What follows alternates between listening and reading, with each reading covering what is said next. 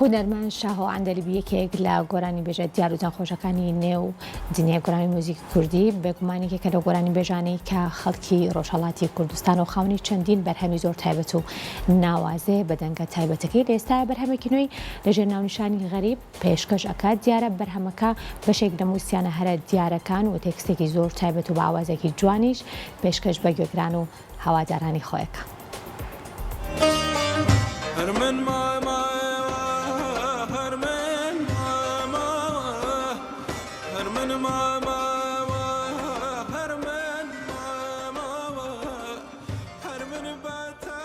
هونەرمەندی دیاری ڕۆژهەڵاتی کوردستان شاهۆ عەندەلیبی میوزیک ڤیدیۆی غەریبی بڵاو کردەوە و بەرهەمە نوێکەشی پێشکەشی یاریزانی تۆپی پێ وری عەزیز کردووە.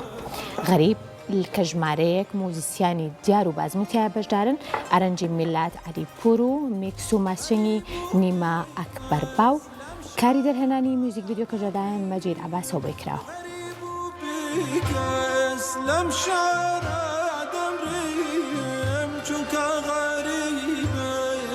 ناگری قدرم آخ چونکە غەریبم کەس ناگری قدرم من ماما